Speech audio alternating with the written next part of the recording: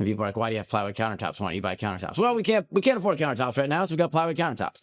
So if that sets the tone of where we are. Wipeable, we did. Yeah. We put a nice urethane on. It works great. And it's not a priority. We pay a lot in sports. We do other things right now.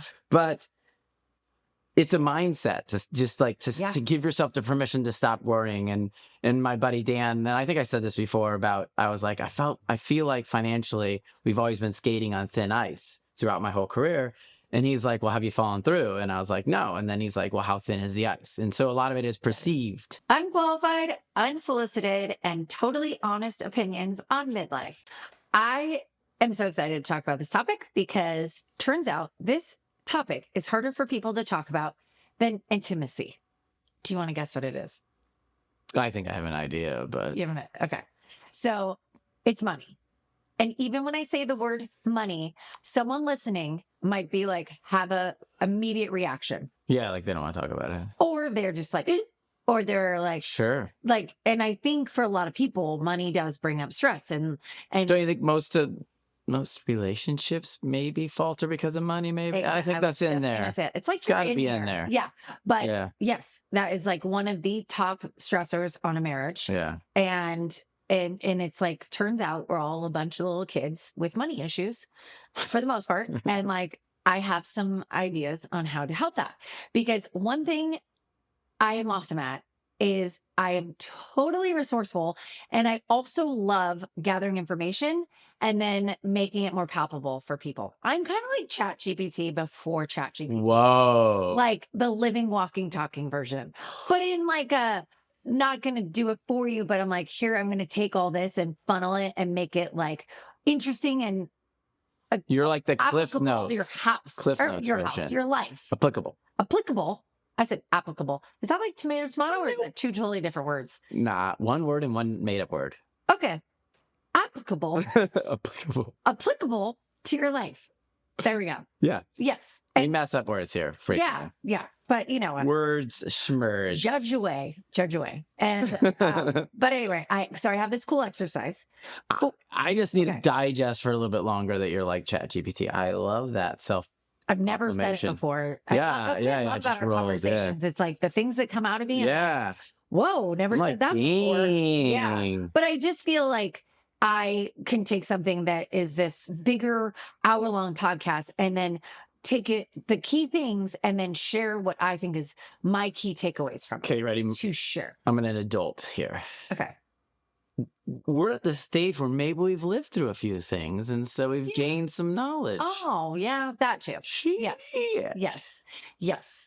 But I have this cool exercise that you've never done. Whoa. And for people, is it pass, fail, or grade it? No, it's just this.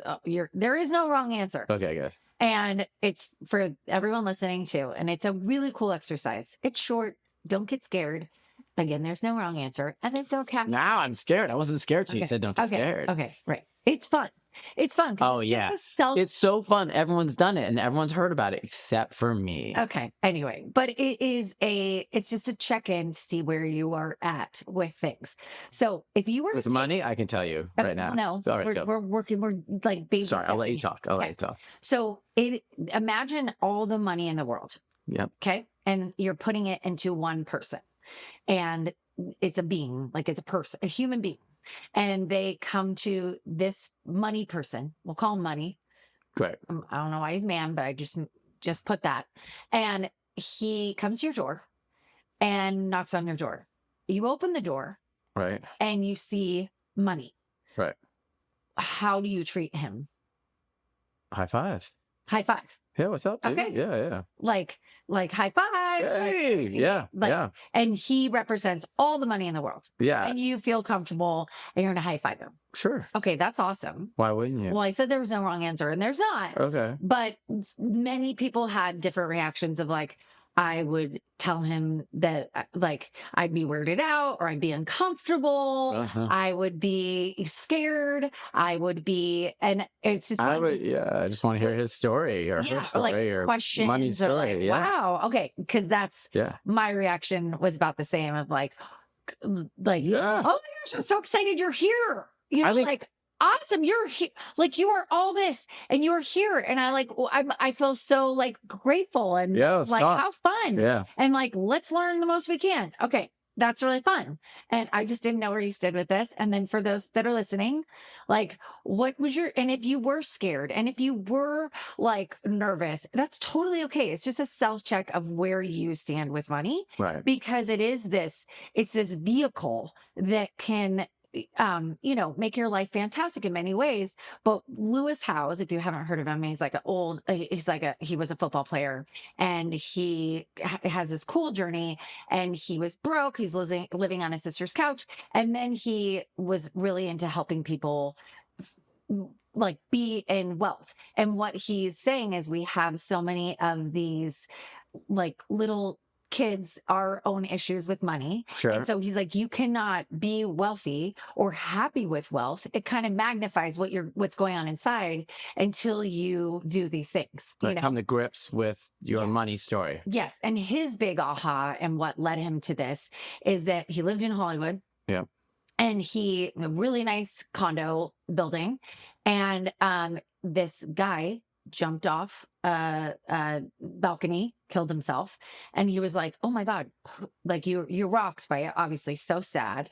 Who would ever be in that place? And he's like, oh my gosh. So of course he's thinking, oh, the guy was broke, all this stuff. Turns out very famous guy worth $500 million. Yeah. Money doesn't bring you happiness. Money doesn't bring you happiness. And it kind of sometimes, because I think some people chase this thing and they think it's going to make them better, but sometimes they feel even more empty because even when you get to a certain point, you're like, what else do I have to work for? Because it's the fun part, even though sometimes it doesn't feel fun, is like growing it and getting there and having these goals and attaining it. Yeah, yeah. And I did just for private use only series on a bunch of billionaires and their stories that they were going to pass down to their kids. And all of them, men, women, and all, just kept working. They had billions of dollars, all kept working.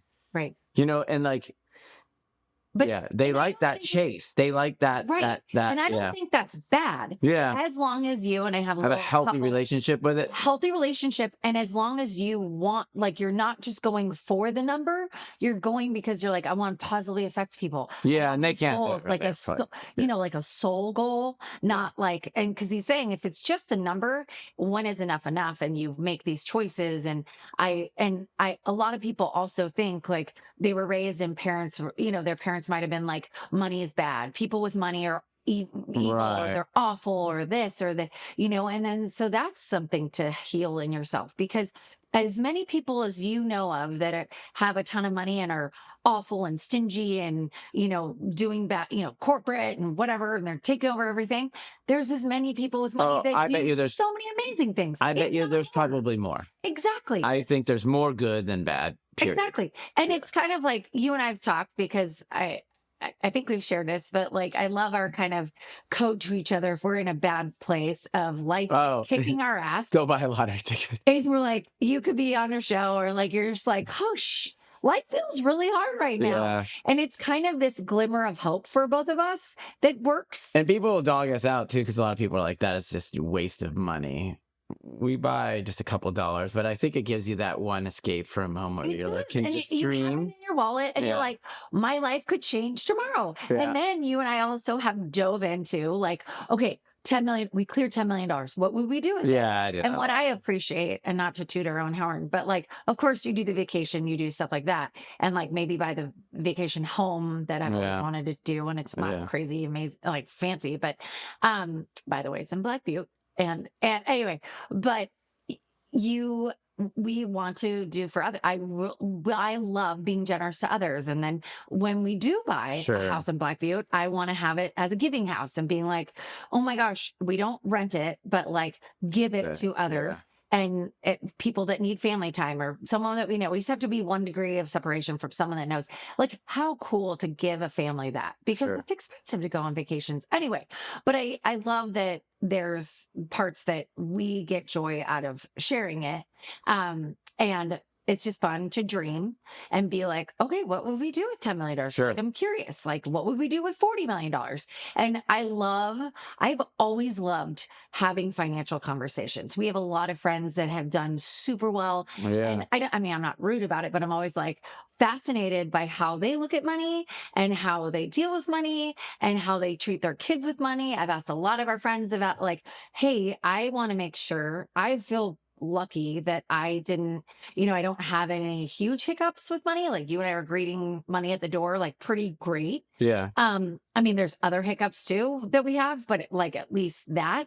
But parents can do a number. So I just want to make sure with our kids, it's Oh, that yeah. happy medium of like, like, this is, but like, we're not, money doesn't grow on trees. And, Yeah. like, you have to work for it and doing all this. And so I've asked a lot of people with money, like, how do you handle it with your kids? And, do you teach it that it's fun, that it's just this, it's money is energy. Like, you literally, it's like, just, we made this, system, but it's just energy. And people used to trade goods. And I think we give it too much power a lot. And I loved Lewis Howes and what he says about it, because it takes the power back. It doesn't give like this thing that kind of owns us. It's how we are choosing to be in this world with this amazing, powerful thing. Yeah. And it's what we choose to make of it. And so I wanted to go through a couple of the All right, go. Yeah. for my chat GPT of listening to him.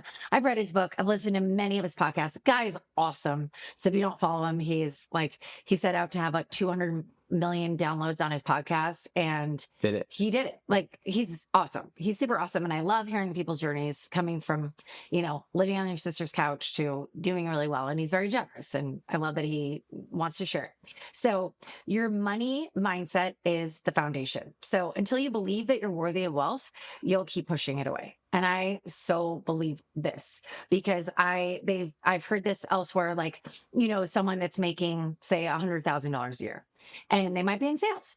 And they're kind of like, why am I not getting past this point? Why am I not getting to 120? Why am I not getting? And it's like you think you're only worth roadblock. Yeah. $100,000. Yeah. They get stuck there. And I think it's so good. It's like that fear, guilt, or scarcity mindset. And the scarcity mindset of like, there's only so much money. I mean, America, don't we just keep printing it? Like, and then crypto, you're like, where'd that come from? Like, I mean, it's kind of, when you think about it, it's all like, I mean, there should be. It used to be backed. Well, it used to be backed by gold. And now it's like, not necessarily. But then especially all of us midlifer have lived through the .com. Yeah. And that was like, money was coming from nowhere. People are like, yeah, I got funding for this. It's just coming from, it's just like, there's so much. And so I just love that this is kind of this, I really try not to be in scarcity about it, and knowing that there's enough. And granted, we've been in both places. We've been in places where we've been like, oh my gosh, this is awesome. We feel good. We have a ton of savings. And then we've also been in situations like COVID, where you didn't work for over a year. And it was kind of like, this is uncomfortable. This is scary. I feel like our money journey, when we say we get a savings and then something happens, it gets knocked down, back, it gets knocked down, I think back. it's been a up and down. Oh, geez. But I do think it's been a hard road. worthy. And especially, I'm glad you brought that up, because especially when you're in a relationship, you highly likely don't have the same money relationship, relationship with money that your partner does. Right. So, and you're combining things. So some people, like spend to like fill a gap, or, like fill a hole inside. And other people are like, they could make a ton of money, but they're like, I don't want to spend any, because just in case, you have like a huge, what is that? What's it called? Like a breadth of like a huge range of where you can be on this scale, and wherever you are is where you're meant to be. But it's a nice check-in to be like, okay, I've noticed this and I would like to be better with it. So anyway, so fear and scarcity is huge. So checking in with your mindset, and then to heal your relationship with self-worth. So self-worth and net worth are deeply connected. And that's kind of going back to the other one of feeling worthy. But say you're a masseuse, or you're a therapist or something, or you, are going to you're self-employed, you're going to bid a project.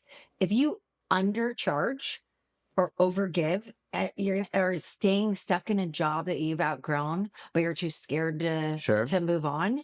It's like you're not feeling worthy enough to earn more. Like it's, our minds want to keep us safe where we are.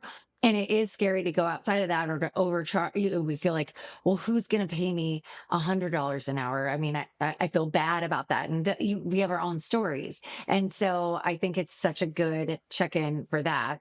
And then if your self worth is down, that's where we talked a lot about confidence and like, you feel more worthy. Like get yourself confident, do something for yourself every day, get working out's the quickest way every day where you can just feel like you are awesome, you are like powerful, So you're saying other confident in other areas will help lead into being Yeah, money right. confident? Yes. Or okay. Yeah. And then it says when you value your time, energy, and contribution, the money starts to flow. And I've seen that firsthand. Mm. And it's like that, just, it's that, again, a little woo, but everything kind of is that, just the energy, like the energy of receiving, the energy of like, of course money flows to me with these. Like, of course it does, because like I'm out here and I'm doing what I want. And like, there's, we're not going to the Four Seasons or anything, but we're like putting it out there. And it's like, it is weird and odd because I've had to price some things for myself for even my book. I'm like, okay, how much are people going to pay? And I don't know, it's pretty, you go like all over the board, Right. Right. it's just, it's a thing. So you're And saying you had a self-worth check-in self-worth. pricing the book. Yeah, I totally did. And then also when you go for a new job, like asking for what you think Yeah, you it's hard. deserve. Yeah. It's hard. I know I've heard stories of people that are like, I'm going to go higher than I think. And then they say something and then they get an immediate yes. And then they're like, shoot, Right? was I way off of what they even, you know what I mean? They Yeah. gave no pause in the response. And Exactly. yep, most likely I would probably say we all undershoot our own value. Or maybe I'm wrong. I think majority do. Yeah. I totally agree with you. Do you have aging parents and you're still raising your kids? Then welcome to the sandwich generation. It can be super overwhelming, but I've got you. I wrote an ebook that helps you save time, energy, and money. And you can get your copy on thesandwichgen.com/ebook, and it will help you with all the things you need. And then, master the basics, then multiply. So it's not about having the $1 million idea, but it's the basics consistently, meaning like budget, save, invest, repeat. So just being more diligent consistently about doing those things. And for you and I, we are not the norm because we've never been normal. You've been self-employed. Yeah. So you haven't had the 401k. You haven't had the model that like a traditional, like if you went into like a corporate sort of job scenario. And they kind of mine would be more like a small business person could relate if you had your own small business. Right. And I've been both. So I've worked in corporate America and then you have the thing. And then I've been, now fully self-employed, so it's interesting how you try and be, because if it's not consistent, like how you try and find consistency. And also thinking about how us as middle age, like all of us grew up, and I can't remember what age we were when they were kind of like, yeah, you're not going to get Social Security. Yeah. So y'all, I don't know what year it's going to end, but y'all are on your own. Right. Like you get to self-fund your retirement. Not that Social Security would do it all for you, because that was still a minimal payout, because I see my mom's every month and you can't live on that. Yeah. But it was kind of this, like, I remember at a young age, I mean, we must have been early 20s. It feels like it's been oh our my whole gosh. journey. Yeah, exactly. And then this model that worked for our parents is kind of shifted a lot for our generation. And so it's this big, I don't know, I feel like money was where it just was a bigger thing early on to us, where it maybe wasn't earlier. Like the 401k, where our parents, that wasn't a thing in their workforce. Right. It's just, anyway. Yeah. So it's just more money conversations at an earlier age. Maybe they did. I don't know. I mean, they came from the Depression. My parents did, and your parents did. Yeah, I think it's all relative to each generation. I think it's more on being in middle age. It's more on your mind. Right. And then I'm hearing my niece going, I don't know if I'll ever own a house. And so it's like changing because, they're dealing with different things. I don't even want to deal. I'd rather just, I don't want to deal. And so they're looking at money, like seems to like be a problem. Sometimes the more money you have, the more, and that's certain kids and that could be certain adults too. But it's just really interesting to what people, their own journey with it. Yeah. Yeah. And I just find it so fascinating. And then make money in alignment with your mission. And this is the more aligned you are to your income is with the more aligned your income is with your impact, the more fulfilled and wealthy you'll be. And this is big because this is coming back to that story about that half a billionaire that ended his life. Because the money, if you're just chasing the dollars, and I've had a job where I was in sales and I made a good amount, especially for before 30 years old. Right. And I was like, whoa, I'm making a lot of money. But I was like, I kind of felt yucky, not because I was making that money, but I didn't love what I was doing To make it. That was more of the position you were in to make it. Like, so if you were doing something else, I think you would have been. I don't know if that was the money. I think that was the job. What I'm saying, it wasn't soul aligned. It wasn't. I wasn't feeling like I was positively impacting people. Yeah, and that is my that is my guide in life. Is I want to positively impact people on a large scale. That is my mission. Yeah. I was young. I didn't know, and it was a great job. But what happened is I was making good money, but then I had to start volunteering, and I volunteered. Remember with like going to walk dogs, you did cool stuff. Yeah, and then I started a nonprofit, and I did great clothes for a cause. Yeah. And we donated money to the children's which cancer nobody hospital. did as like a young 20-something-year-old. That was cool. Empty inside, but I feel like kudos to you. Well, this isn't like look at me. Yeah, you're ChatGPT, super philanthropic person. Yeah, right. So I'm the one that's the bad one, huh? No, I'm joking. No, not at all. But I'm just saying my own journey, and you can pipe in yours. But I get when he was saying he was so blown away by this guy. It looks like he has everything. He's like half a billionaire. I mean, that's a huge achievement. Well, he's really unhappy. Going back to that series I did with high wealth individuals, every one of them, men or women, they were all asked what their greatest regret was in life, and they're all in their pushing, they're above 60, 65, had 80s, and they all wish they spent more time with their kids. Yeah. And you're like, oh, everyone across the board, that was their biggest regret. So there is this cost reward. And so I think that is what you're saying, just align with who you want to be. And then your other values. Yeah. Right. Like, and it's interesting because I heard somewhere else, like Buffett. What's his name? Jimmy Buffett? No, not Jimmy, the really wealthy one. Warren Buffett. Warren Buffett. Thank you. Thought it was gonna be a song. So they asked a bunch of people, like, what Warren Buffett's 90 years, let's say call him 90. Would you take Warren Buffett's like money and wealth, but you're at 90, or would you rather stay in your 20s? No one takes it. Yeah, no, and a lot of the gentlemen that I would talk to just on the side, and if I was like, oh, would you trade places? No. Yeah, I mean, I'm sorry, in a heartbeat, yes, because they're like, I know I can make it again.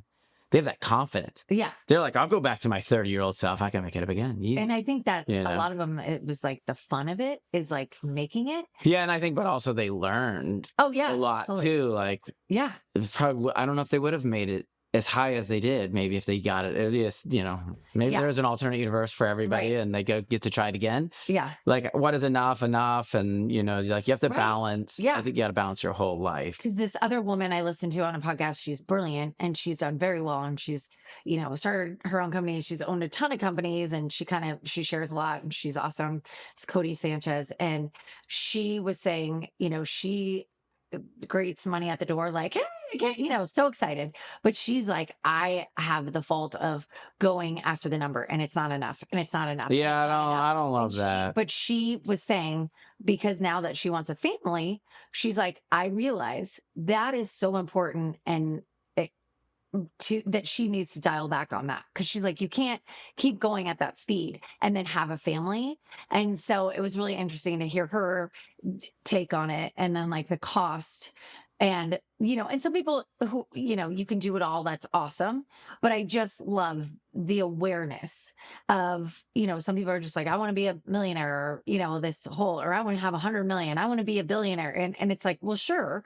Awesome. But why? Yeah. Why? Yeah. Not just to be like, what was that show? Trace Thomas. Yeah, exactly. Yeah. From Silicon Valley. Trace Thomas. And I mean, ideally you should, if you're putting something out in the universe, I want to be happy and healthy. and then, financially stable, or have the means to do what I can do, to pursue your Right. happiness. And what does money bring you? I know a big word that comes to me is ease. Yeah. And opportunities, like opportunities to grow our business, opportunities to go like travel more with our kids, opportunities to be generous to others, Yeah.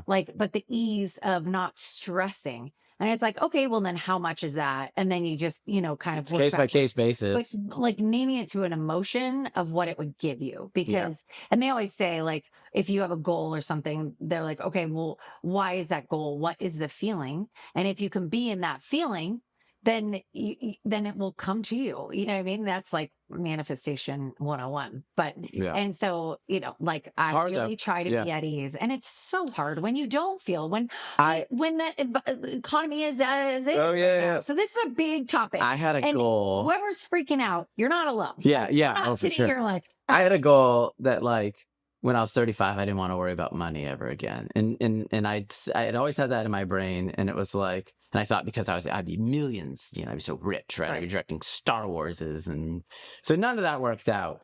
But I did, Yet. but by 35. Okay. But then I did realize, and I don't get this all the time, but I try to stop worrying about money. Yeah. Not that we have a ton of money and we've got no issues. Like we've got plywood countertops.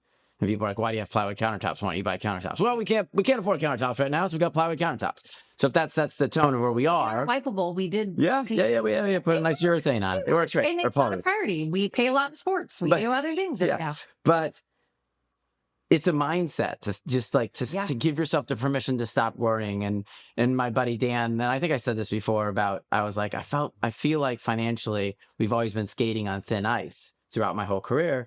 And he's like, well, have you fallen through? And I was like, no. And then he's like, well, how thin is the ice? And so a lot of it is perceived. Yes. Like, do you need $5 million in the bank to make you happy? Well, you probably should figure out how to be happy. And then maybe when $5 million comes, right, man, you're just winning. Exactly. Because you could be stressed, and you get the $5 million. And then you're jumping off a building because something didn't work. You know what I mean? You do need to figure out, not that this is like we're the greatest people ever, but I always try to reset. But I love this because find some happiness. Because I think everyone, for the most part, is so focused on what the number is. And this is where you just checking in with yourself. And that's, I think, more of it. And it's giving less power to the number, which is going to stress you. The feeling is good. The feeling is better. Yeah, it gives me more ease. It gives us as the individual more control. So I think I would like to have more money so that we can do more at ease, but do more things for the people and do fun things, and that'd be awesome. But yes. Okay. And last one is I love this. Invest in skills, not just stuff. And your greatest asset is your mind. Invest in it daily. I love this because you and I we're less about stuff. We're more about experiences. So this kind of falls into line with this. Because at the end of the day, what do you have? It's the stuff. We didn't come here for a bunch of stuff. Sure, nice car, grateful, awesome to have. But when you have more skills, especially I think that's the gift with AI, is that it's this kind of, a lot of people are in fear of it, but it is here and but invest in skills and really utilizing AI to make your life better. Sure. The tools are there. You just whether or not you choose. But it's kind of it's rare that something comes, except for the internet. I mean, I think the internet was the last thing that came around that was big disruptor. Thing that's universal. Every generation has something. Exactly. But we haven't had one in a while. And AI is the new thing that we're all kind of in. Yeah. I mean, unless you're a pro at it, whatever, but we're all kind of in this I've used it. And it's cute because moms are it's brilliant. You can do your exercise plan for the week. You can do your meal plan for the week. And you just ask ChatGPT, want a protein packed meal plan for give me 7 dinners. Yeah. And then it's and it's awesome. I mean, that's amazing. Yeah. And we are not sponsored by AI either. Really could. I mean, that'd be awesome. We'll take ChatGPT. We'll take money from anybody. Yes, exactly. Yeah. But anyway. That's my association with money. Yeah. Happy to take it from anybody. Yes. But aligned with what we really use, right? But anyway, I love this because we need to value ourselves. And the more skilled you are, the more